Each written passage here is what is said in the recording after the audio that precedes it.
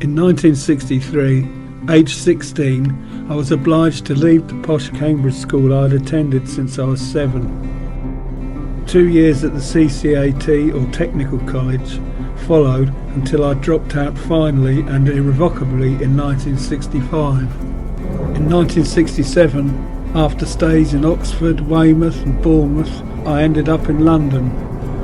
By the time I returned to Cambridge in 1971, the 60s atmosphere was over, with the old centre being demolished and a hard drug culture spreading over the city. According to the national media, the only popular culture to originate in Cambridge was the middle-class pop band Pink Floyd.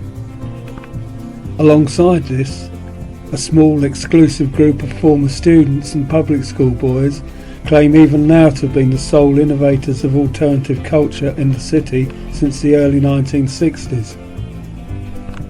The output of the town, rather than Gown, was dismissed as one or two teddy boy rock bands. I believe that these views were through the jaded eyes of the university, which began to lose its cultural dominance at the turn of the decade.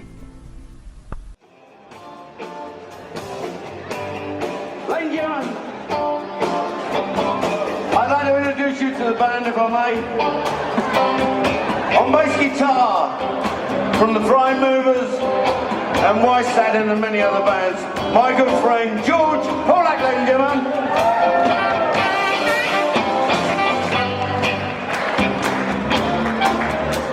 On drums, ladies and gentlemen, from the Quadrant, Picture Book, and many, many, many other bands in the 60s, and from White Satin, my friend, Selected, ladies and gentlemen.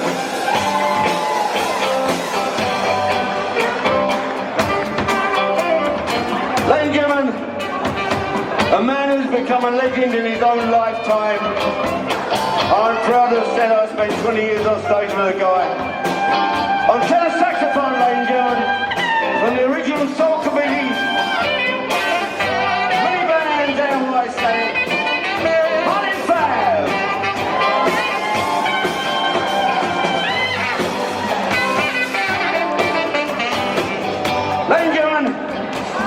On lead guitar, a man I started all this off with way, way back in 1960 in the Vikings, the Sundowners, and if you speak to the man afterwards, he played with every bloody band in Cambridge that was around at the time. Ivan Carley, my friend, ladies and gentlemen. Ivan Carley.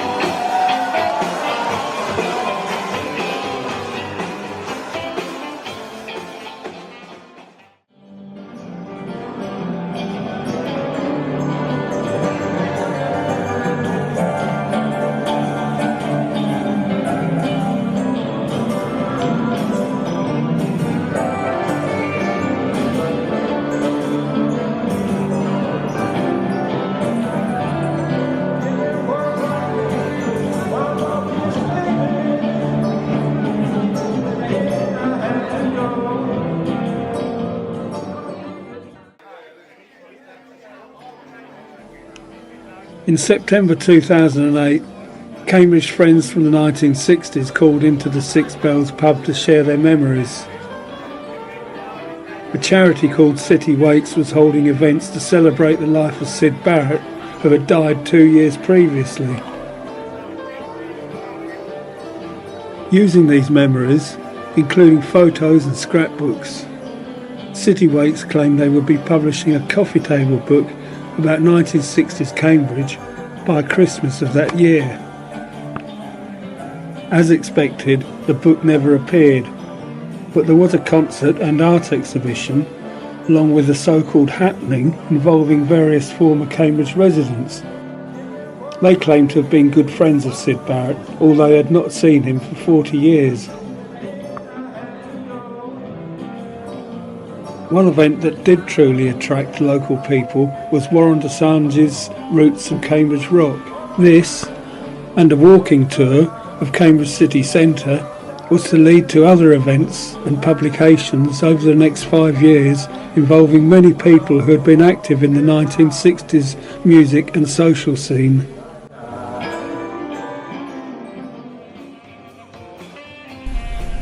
I made no contribution to the Phantom book, but did help Stephen Pyle with scanning and printing for his collage of 1960s images.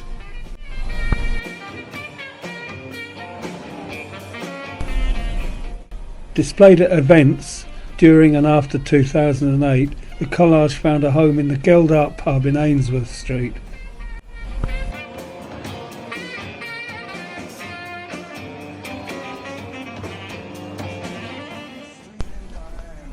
In early 2009, Warren decided to continue organising walking tours of the city centre. I offered to edit and lay out a booklet about local venues and meeting places. Also taking part as guides were Stephen Pyle and Charlie Whedon, former roadie for T-Rex, The Pretty Things and other bands. Former Cambridge band members Dave Parker and Tony Middleton soon joined with their stories and banter.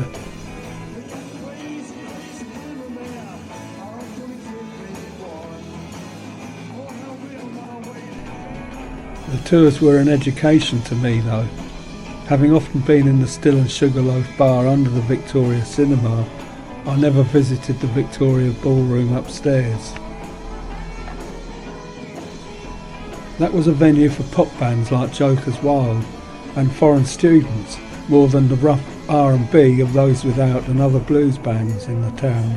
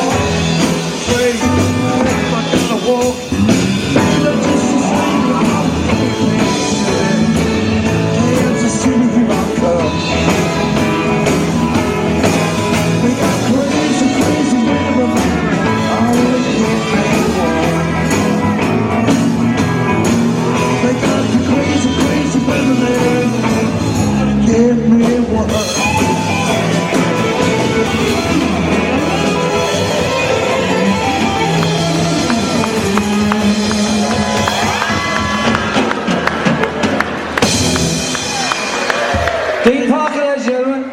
Thank you very much. Thank you.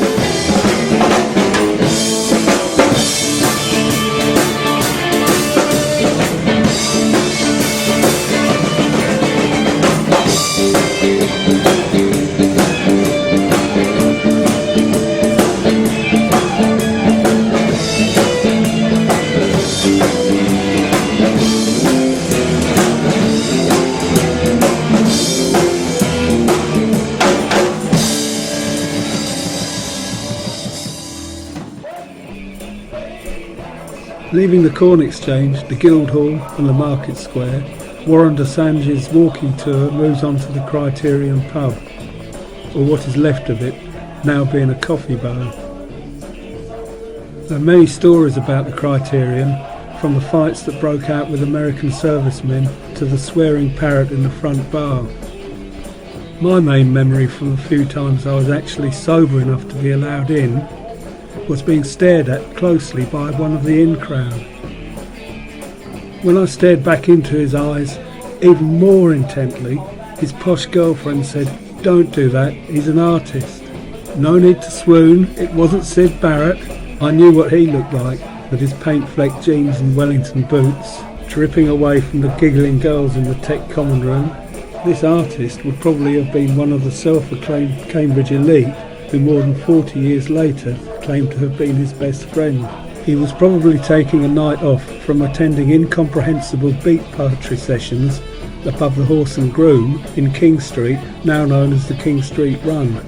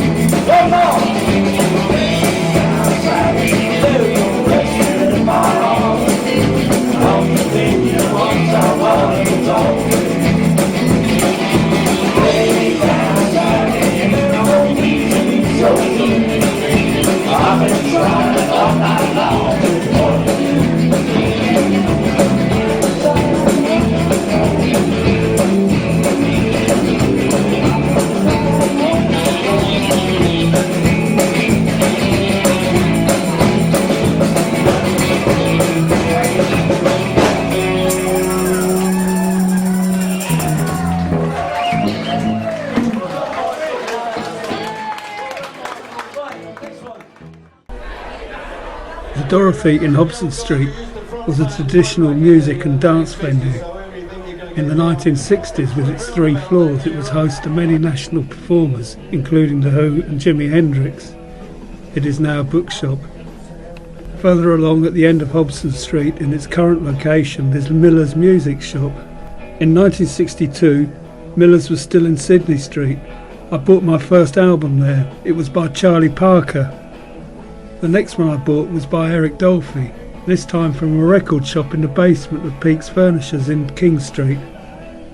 King Street is famous for the drunken antics of King Street runners. The run consisted of a pint in each of 8 pubs. Having done the King Street run twice in one night, I was arrested for lying drunk in a shop doorway swearing like a parrot. Fined £6. It must have been something I learned from the parrot in the front bar of the Criterion.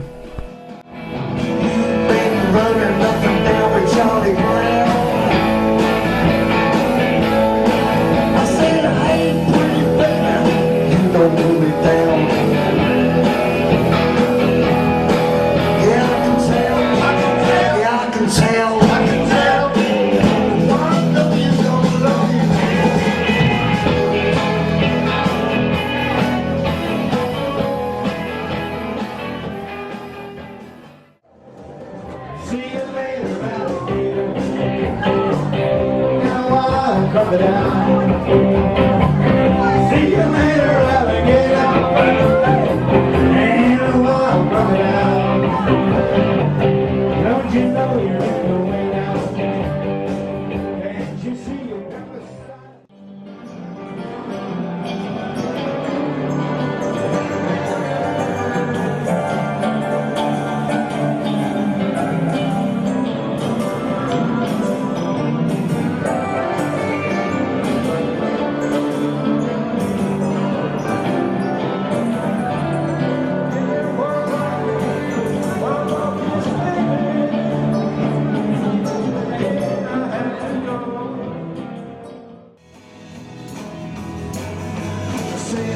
diamond hearted, please let's play fair.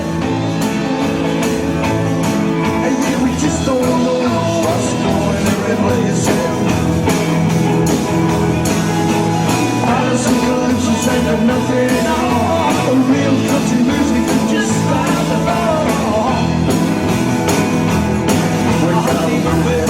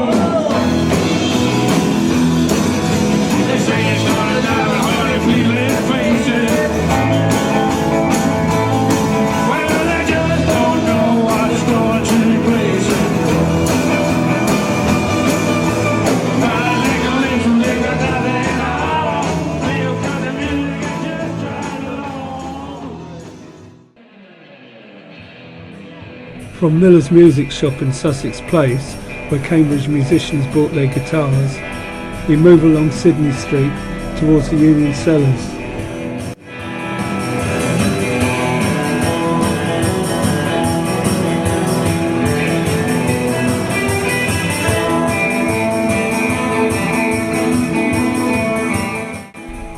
The crumbling cellars was a student venue below the Union Society debating chambers. I was there in early 1964, the night Syd Barrett played with Those Without. But most remember, a couple of years later, hearing and watching Thelonious Monk, a great musical genius of the 20th century, play in the debating chambers above.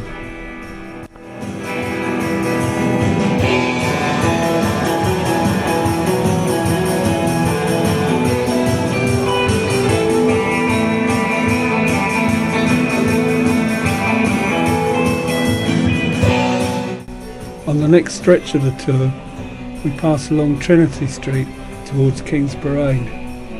One member of the self-appointed intellectual and cultural elite of 1960s Cambridge, William Pryor, a former student of Trinity College and descendant of Charles Darwin, tells of his heroin addiction and how he wasted his share of his family fortune on the drug. Another public school boy, Nigel Lesmore Gordon, bigs up the use of the hallucinogenic drug LSD, which is thought by many to have helped end the pop career of Syd Barrett. Maybe he saw the truth about the music industry in a psychedelic vision.